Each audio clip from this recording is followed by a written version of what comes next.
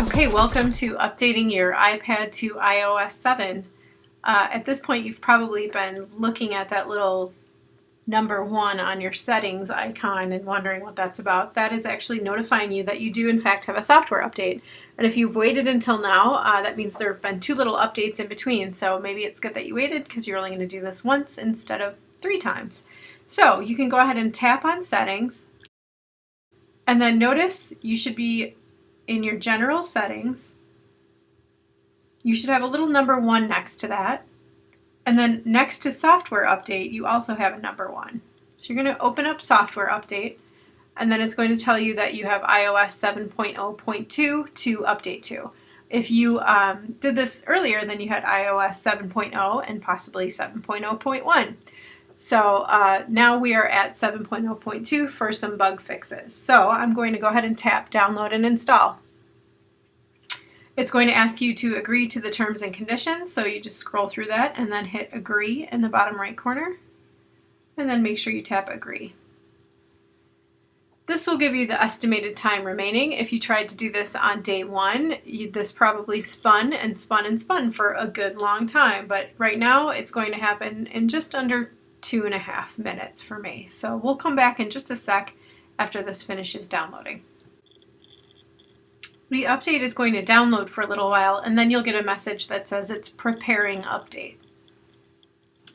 After it prepares the update, you're going to see a message that the iPad is verifying the update, and then your iPad will restart with a new icon, and it will look like this.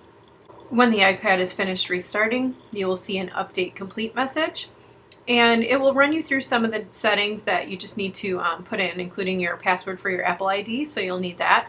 And then it may ask you for a passcode, so you can add your passcode then. So you just run through those settings, make sure you enable location services, and then you're good to go. Once you update to iOS 7, you're going to notice that your icons are going to look a little bit different. So everything is a little less three-dimensional, a little flatter, and a little more colorful. So that your stuff is all still here, it's all in the same place, but the icons may have changed slightly. Like your settings icon, where it used to be sort of 3 gears sitting on top of each other, now they're sort of nested. Your App Store icon is slightly different.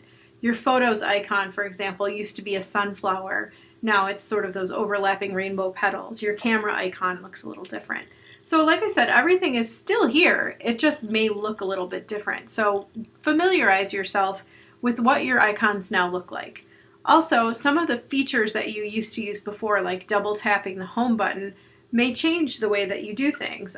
So whereas before we would tap the home button once to search, that no longer works, but placing your finger anywhere on your screen and dragging straight down will bring up that search feature. So it's actually a lot faster to search. So I can just swipe down really quickly on my screen and bring up my search feature.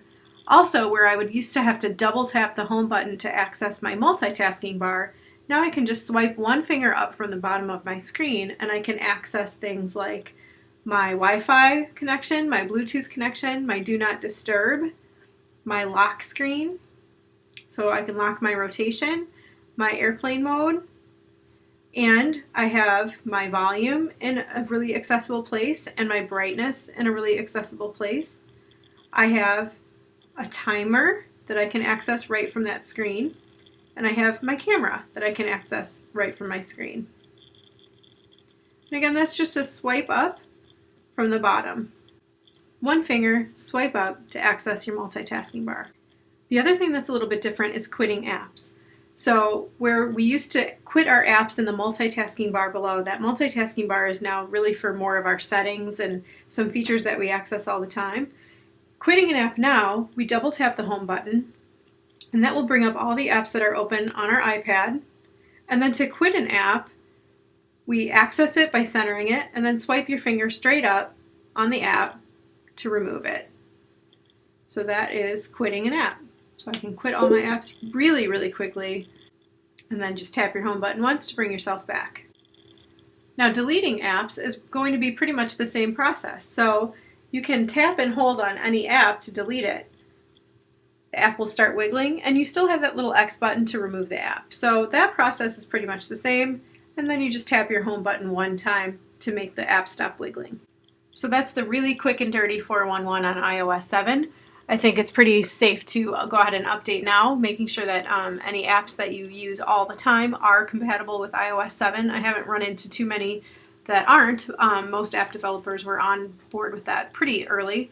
So if you have any questions or you need anything, let me know, and happy updating.